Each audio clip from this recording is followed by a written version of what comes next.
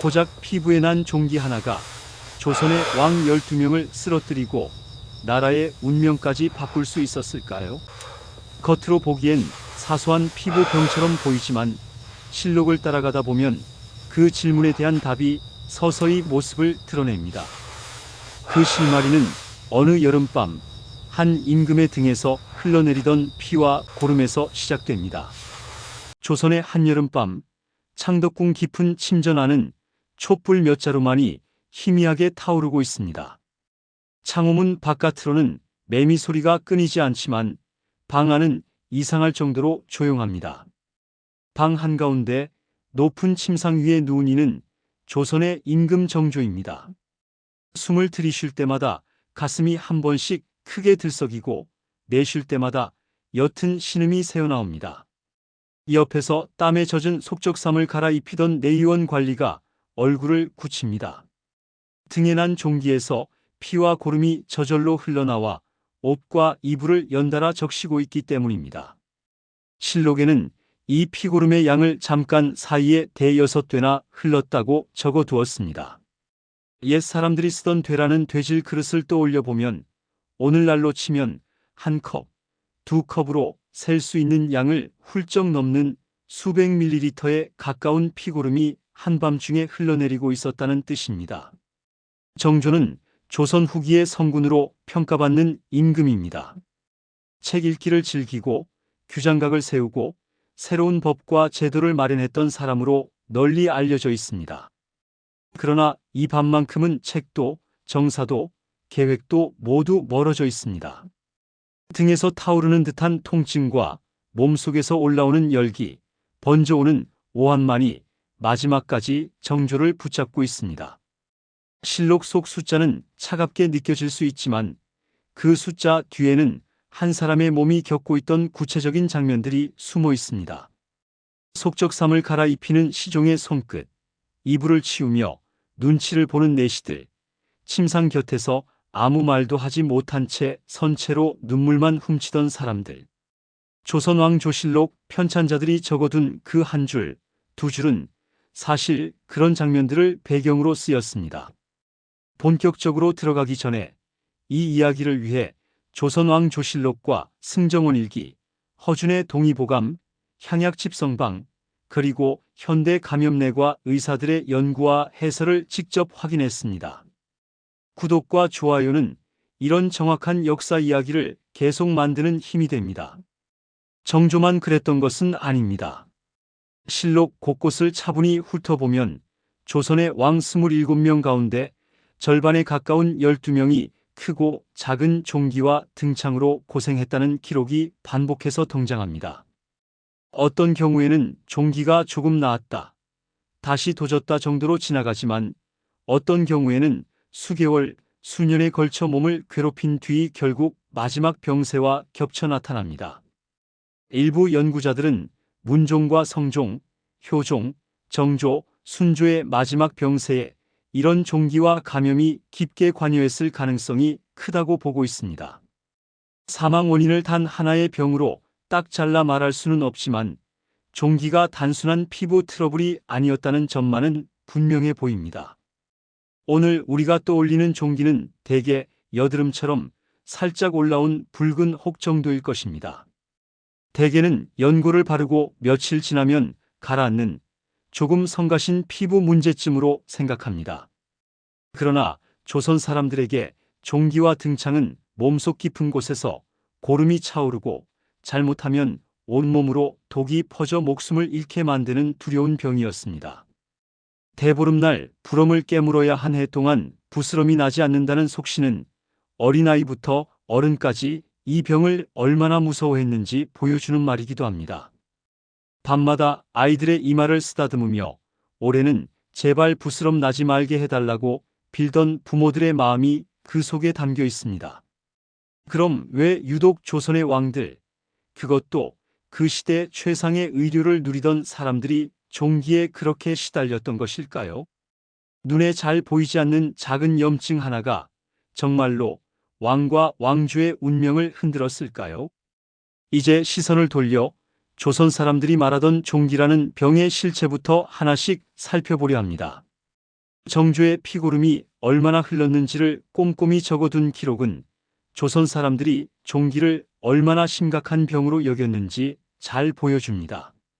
실록과 의서에는 종기를 가리키는 이름이 여러 가지로 등장합니다. 옹, 저, 옹저, 등창, 부스럼, 종독 같은 말들이 뒤섞여 쓰였습니다. 요즘 말로 옮기자면 피부가 붓고 골문 병 전체를 통틀어 부르던 말이 종기였다고 볼 수 있습니다. 오늘날 피부과 의사들이 말하는 종기는 대개 털이 난 피부에 세균이 들어가 염증이 생긴 상태를 가리킵니다.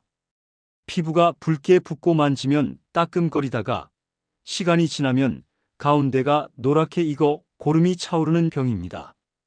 그러나 조선시대의 종기라는 말은 훨씬 넓은 뜻으로 쓰였습니다. 피부 바로 밑에 고름뿐 아니라 근육과 뼈까지 번진 깊은 염증, 심지어 암으로 보이는 혹까지도 모두 한데 묶어 부르곤 했습니다. 겉으로 보기에는 비슷하게 부어오르고 아팠기 때문에 그 안에서 어떤 세균이 어떤 방식으로 번지고 있는지는 알지 못한 채 같은 이름으로 적어 넣은 것입니다.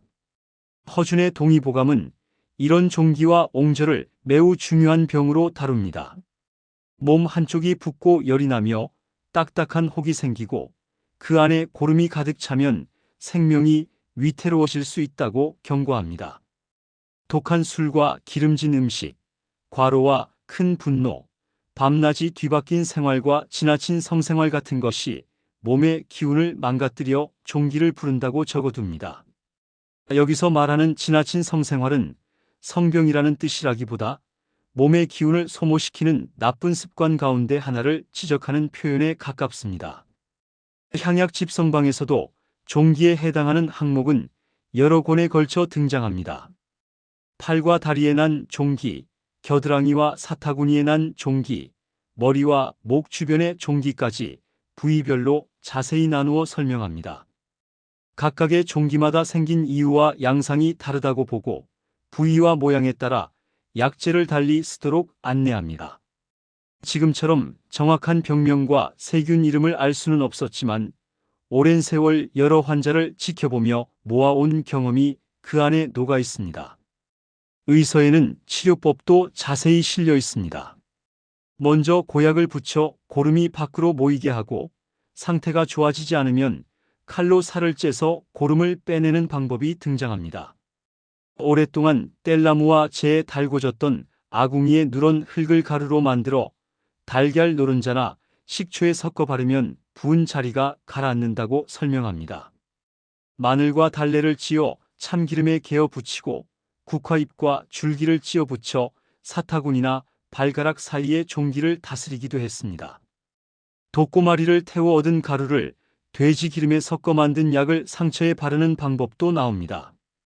궁궐 안에서는 이런 치료가 더 체계적으로 이루어졌습니다. 종기만 전문으로 다루는 관청, 치종청이 성종 때 설치되었습니다. 치종청에서는 종기 환자를 돌보기 위한 약재를 따로 관리하고 종기 치료에 능한 의원들을 선발해 두었습니다. 병색이 깊어진 왕이나 세자의 침전 근처에는 늘 치종청에서 파견된 의원이 머물렀고 새벽마다 약을 다리던 연기가 궁궐 서쪽 하늘 위로 희뿌옇게 떠올랐을 것입니다. 한겨울 새벽 치종청의 작은 방을 떠올려 볼 수 있습니다.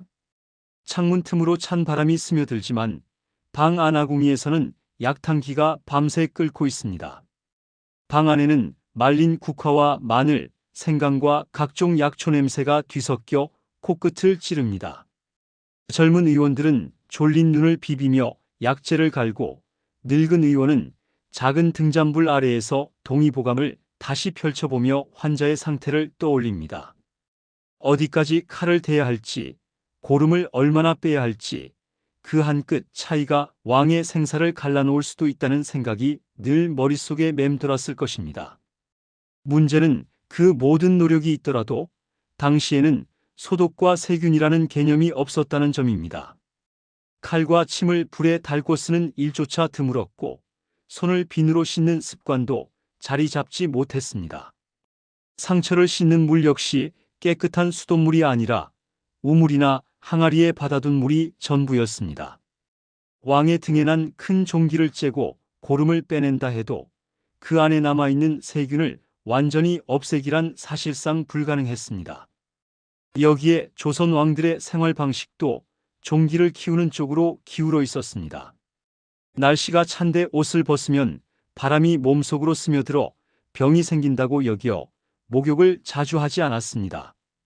뜨거운 온천물은 몸의 진액을 빼앗아 기운을 상하게 한다는 믿음도 강했습니다. 하루 종일 바닥에 앉아 글과 보고서를 읽고 무거운 골룡포와 비단옷으로 몸을 감싼 채 움직임이 적었던 왕들의 피부는 땀과 먼지, 피가 뒤섞인 채 그대로 남아있기 쉬웠습니다. 등과 허리 사타구니처럼 옷과 허리띠에 눌리는 자리는 특히 통풍이 잘 되지 않아 감염이 자주 생길 수밖에 없었습니다. 그렇게 보면 조선 왕을 무너뜨린 종기는 어느 날 갑자기 하늘에서 떨어진 재앙이 아니라 잘못된 보건 상식과 생활 습관, 부족한 의학 지식이 오랜 세월 쌓여 생긴 결과물에 가까웠습니다. 이제부터는 그 종기가 실제로 어떻게 왕들의 몸에 나타났는지 한 사람씩 눈앞으로 데려와 보겠습니다. 조선 3대 왕 태종은 칼과 무력으로 왕위를 잡은 강한 군주로 기억됩니다. 정한군 시절부터 피를 묻힌 정치 싸움을 치러왔고 왕위에 오른 뒤에도 개국 공신들을 숙청하며 왕권을 강화했습니다. 하지만 실록 속의 태종은 의외의 장면으로도 남아 있습니다. 등에 난 큰 종기 때문에 더 이상 왕 노릇을 버티기 어렵다고 하소연하는 장면입니다. 태종이 마흔을 앞두고 난 뒤 실록에는 종기 이야기가 자주 등장합니다. 등과 허리에 커다란 종기가 나 통증이 심했고 한겨울에도 몸에서 열이 올라 잠을 제대로 이루지 못했습니다. 등 한가운데 부어오른 종기 위로 옷감이 스칠 때마다 불에 댄 것 같은 통증이 일어났을 것입니다. 침전에서 등을 돌려 누워보려 해도 어느 방향으로 돌아 누워도 통증을 피하기 어려웠을 것입니다. 태종은 온천에 가서 몸을 데우면 통증이 낫지 않을까 생각했고 실제로 온천 행차를 추진하려 했습니다. 하지만 신하들은 몸을 따뜻하게 하는 것보다 국정을 비우는 일이 더 큰 문제라며 극력 만류했습니다. 임금의 외출은 언제나 많은 인력과 비용을 필요로 했기 때문에 병을 핑계로 온천에 가겠다는 말은 곧 국정을 며칠 비우겠다는 뜻으로 들리기도 했습니다. 세종실록에는 태종이 나중에 이렇게 말하는 대목이 나옵니다. 자신이 등에 난 큰 종기를 도저히 견디지 못해 빨리 세종에게 왕위를 넘기고 물러났다는 고백입니다. 왕위 계승에는 여러 정치적 이유가 얽혀 있었겠지만 등 한가운데에서 곪고 있던 종기가 그 결심을 재촉하는 중요한 요인이었다는 뜻입니다. 왕권 강화의 상징이었던 태종의 등 뒤에서 작은 염증이 조용히 왕조의 시간을 앞당기고 있었던 셈입니다. 태종이 물러난 뒤 왕위를 이은 이는 세종, 그리고 그 뒤를 이을 인물로 기대를 모았던 이는 맏아들 문종이었습니다. 문종은 총명하고 성실한 성품으로 알려져 있었습니다. 어릴 때부터 글 공부에 부지런했고 아버지 세종의 곁에서 정사를 돕는 법을 차근차근 익혀왔습니다. 하지만 그의 몸은 특히 허리와 등에 반복해서 나타나는 종기에서 자유롭지 못했습니다. 문종이 세자였던 시절 등에 난 종기는 길이가 한자, 오늘날로 치면 30cm에 가까웠다고 기록되어 있습니다. 넓이는 손바닥만 했고 그 안쪽에는 엄지손가락만 한창 근 굳은 살과 고름 덩어리가 6개나 자리 잡고 있었습니다. 한자, 한치, 두홉 같은 옛 단위는 피부에 잘 와닿지 않지만 실제로 떠올려 보면 상당히 큰 크기입니다. 등 한쪽을 가로질러 길게 부어오른 자리 안에 작은 밤톨만 한 고름 덩어리가 6개나 박혀 있었다고 생각해 보면 그 통증과 불편함이 조금은 느껴집니다. 어의 전순이는 문종의 등에 칼을 대해 그 안에 고인 고름을 짜냈습니다. 고름이 흘러나올 때마다 주변에서는 재빨리 대야를 바꾸어 받았을 것입니다. 흘러나온 고름의 양이 2혹, 오늘날로 환산하면 소주 한 병의 절반에 가까운 양이었습니다. 전순이는 치료가 잘 되고 있다고 보고했지만 문종의 몸은 이미 깊이 지쳐 있었습니다. 문종의 몸을 더 약하게 만든 것은 육체적 질병만이 아니었습니다. 부왕 세종과 모후 소헌왕후가 잇따라 세상을 떠난 뒤 문종은 예법대로 3년상을 치렀습니다. 3년상은 이름만 3년일 뿐 실제 기간은 조금 짧았지만 그동안 먹는 것과 입는 것, 행동 하나하나를 조심해야 했습니다. 제대로 먹지 못하고 잠도 줄어든 생활은 기력을 빠르게 소모시켰을 것입니다. 그렇게 허약해진 몸에 큰 종기가 생기자 회복할 여력이 남아있지 않았던 것입니다.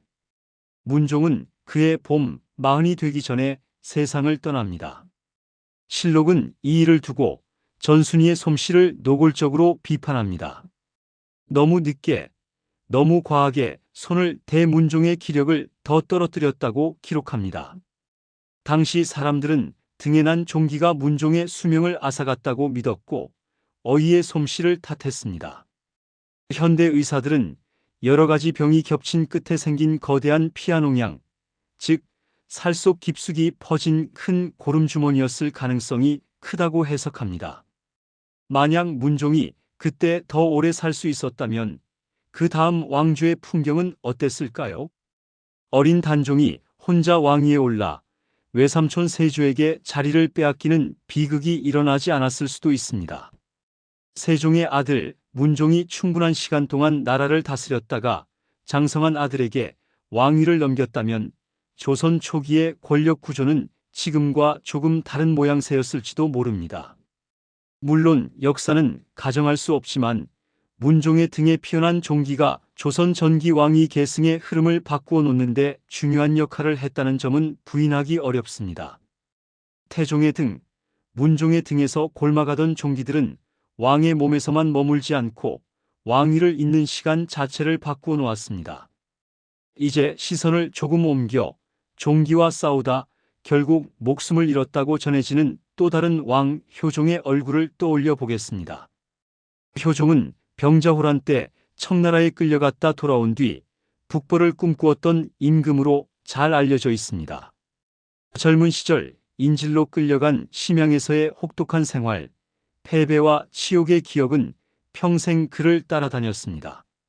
나라로 돌아온 뒤에도 그는 늘 북쪽 하늘을 바라보며 언젠가 한 번쯤은 되갚아 주겠다는 마음을 품고 살았습니다. 그러나 그 열망만으로 몸의 약함을 이길 수는 없었습니다.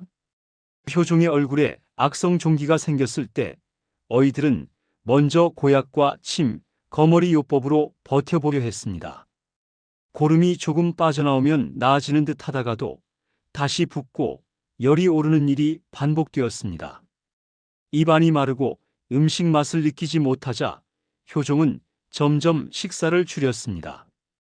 궁궐 안 공기는 점점 무거워졌고 어이들의 얼굴에는 피곤과 불안이 동시에 서려 있었습니다. 통증이 심해지고 부기가 가라앉지 않자 마침내 메스를 들고 종기를 째는 수술을 시도합니다. 이 수술의 책임을 맡았던 이는 신각이라는 의원이었습니다. 신각이의 손에 들려있던 작은 칼끝은 단순한 철이 아니었습니다. 조금 깊게 들어가면 목숨을 끊을 수 있고 너무 얕게 들어가면 고름을 제대로 빼내지 못하는 양쪽이 모두 위험한 칼날이었습니다.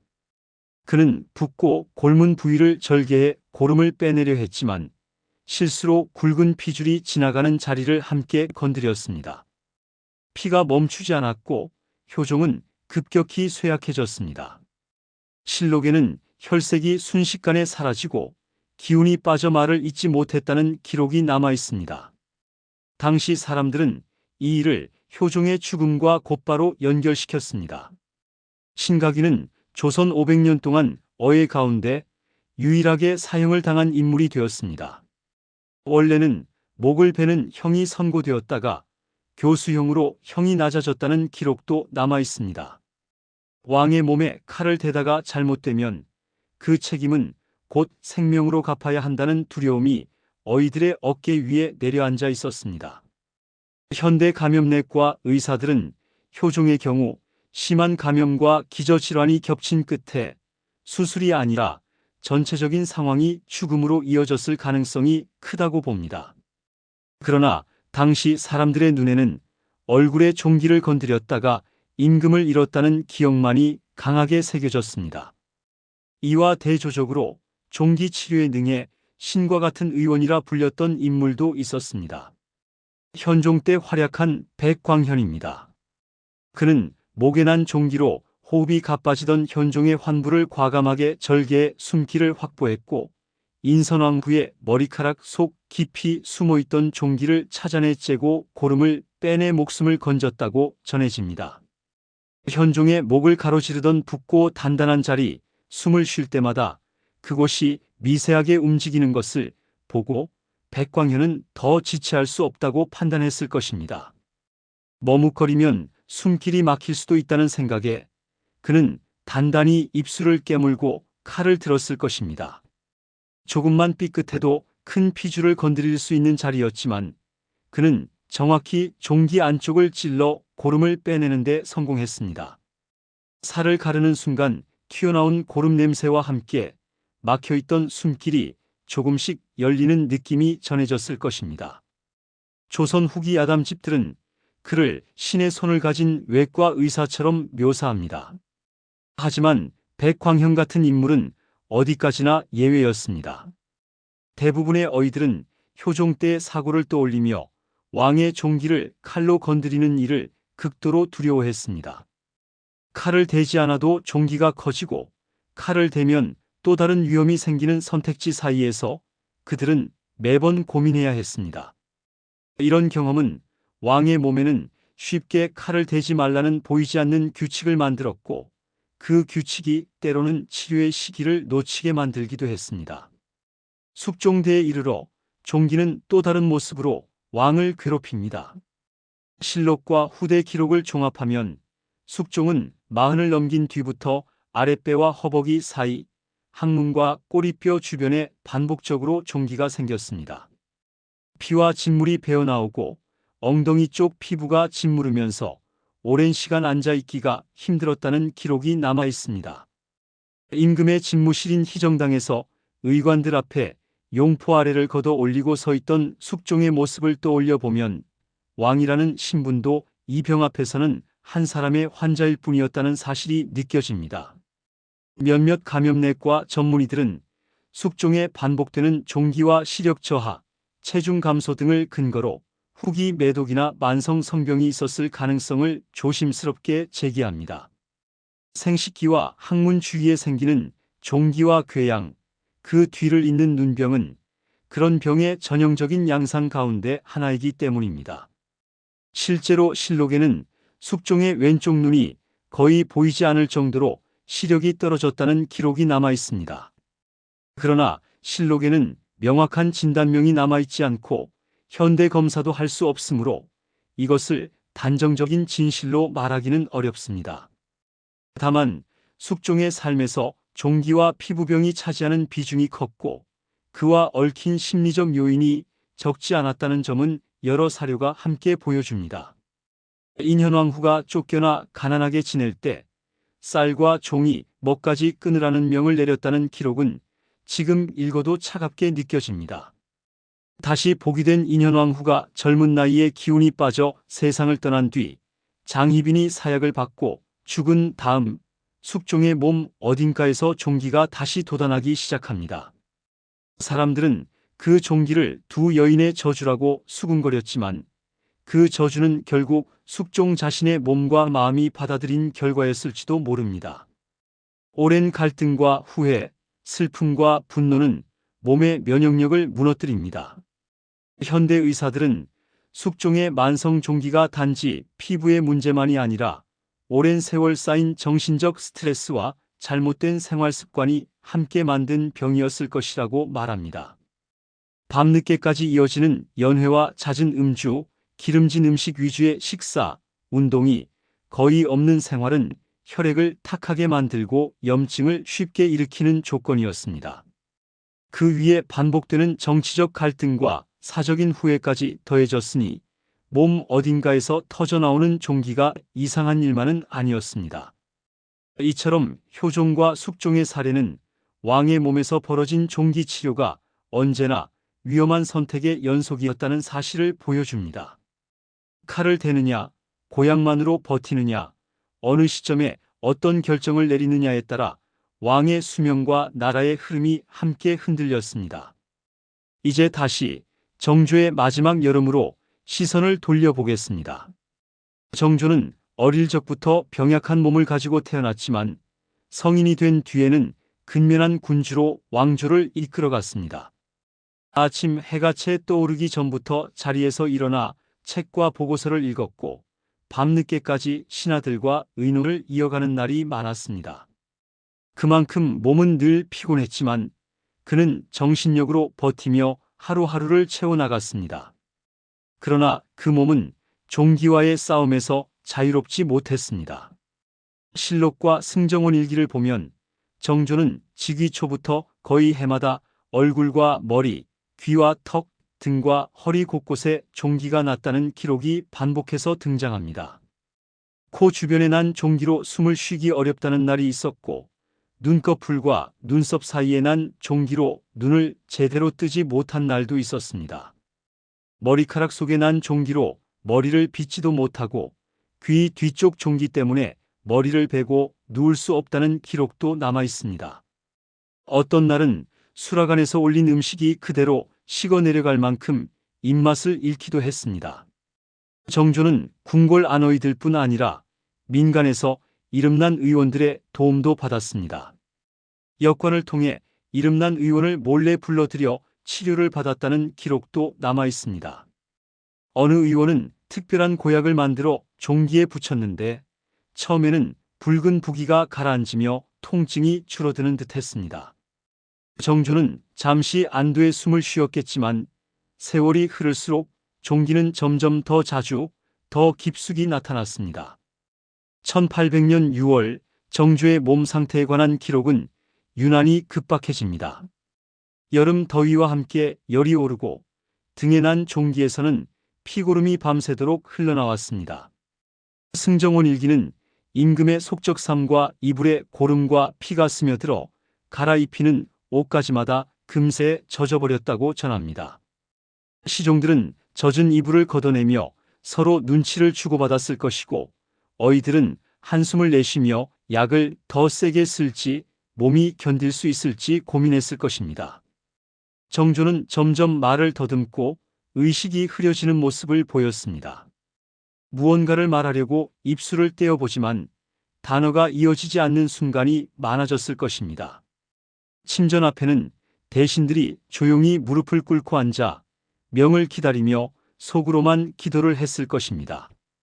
궁궐 밖 한양 거리에서는 아직 임금의 위독한 소식이 제대로 퍼지지 않았겠지만 궁 안 공기는 이미 비상한 긴장으로 가득 차 있었을 것입니다. 6월 25일 등에 난 종기가 터졌다는 기록이 남아 있습니다. 고름과 피가 한꺼번에 쏟아져 나오는 순간 임금의 침전안은 숨을 죽인 사람들의 긴장으로 가득했을 것입니다. 이제야 살 수 있겠다는 안도감과 너무 늦은 것은 아닐까 하는 두려움이 동시에 스쳤을 것입니다. 그러나 그로부터 사흘 뒤 정조는 49살의 나이로 세상을 떠납니다. 종기가 생긴 지 20나흘 만의 일이었습니다. 정조의 죽음을 둘러싸고는 지금도 여러 설이 존재합니다.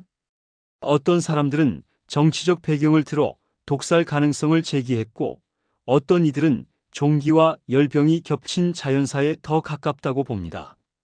실록과 승정원 일기는 여러 약재가 복합적으로 쓰였다는 사실을 전하지만 어느 쪽이 결정적이었는지는 끝까지 말해주지 않습니다. 현대 감염내과 의사들은 실록의 기록을 바탕으로 정조의 마지막 상태가 오늘날 말하는 폐혈증, 피 속으로 세균이 퍼져 온몸의 장기가 하나둘씩 멈춰가는 병의 모습과 유사하다고 설명합니다. 폐혈증은 처음에는 단순한 감기나 피부 염증처럼 시작되는 경우도 많습니다. 그러나 세균이 혈관 속으로 들어가 온몸을 돌아다니기 시작하면 심장과 폐, 콩팥과 간이 차례대로 기능을 잃어버립니다. 고열과 오한, 식은땀과 호흡곤란, 의식 혼미가 이어지다가 어느 순간 갑자기 혈압이 떨어지며 숨이 멎습니다. 정조의 경우 밤새 피고름이 쏟아져 나오고 의식이 흐려지고 고열과 오한이 반복되다가 짧은 시간 안에 세상을 떠났다는 기록은 이런 폐혈증의 전형적인 모습과 잘 겹칩니다. 문종의 등에 생긴 거대한 고름 주머니, 효종의 얼굴에 난 악성 종기, 숙종의 아랫배와 허벅이 사이에 반복된 종기, 정조의 등에 난 마지막 종기까지. 이 사례들을 한데 모아 현대의학의 눈으로 보면 봉화지겸과 피아농양, 뼈까지 번진 골수염, 폐혈증과 같은 병들이 섞여 있었을 가능성이 큽니다. 당뇨병과 비만, 고혈압처럼 면역력을 떨어뜨리는 만성질환이 더해졌다면 작은 상처 하나도 치명적인 병으로 번지기 쉬웠을 것입니다. 세종이 당뇨병으로 고생했다는 기록, 영조가 만년의 심한 소화불량과 위장병을 호소했다는 기록 등은 왕실의 혈통 안에 이런 만성질환의 소지가 있었을 가능성을 보여줍니다. 오늘날 병원 응급실에서도 이런 일을 종종 볼 수 있습니다. 처음에는 엉덩이나 허벅지에 뾰루지처럼 작게 올라온 종기를 대수롭지 않게 넘겼다가 며칠 뒤 고열과 오한, 심한 통증과 함께 응급실에 실려오는 경우입니다. 의사가 종기를 절개해 고름을 빼내고 강력한 항생제를 마친 뒤에야 목숨을 건지는 일도 있습니다. 어떤 환자에게는 조금만 더 늦었으면 피로 세균이 전신을 돌아다니는 위험한 상태가 될 뻔했습니다라는 설명이 따라붙습니다. 이처럼 종기는 오늘날에도 결코 가벼운 병이 아닙니다. 다만 우리는 항생제와 소독, 깨끗한 물과 비누, 수술실과 마취 같은 여러 도구 덕분에 그 위험을 훨씬 줄일 수 있게 되었을 뿐입니다. 조선시대 왕들이 겪었던 종기의 고통과 두려움은 그 모든 것을 갖추지 못했던 시대의 한계와 함께 이해해야 합니다. 만약 페니실린이 몇백 년만 더 일찍 세상에 나왔더라면 어땠을까요?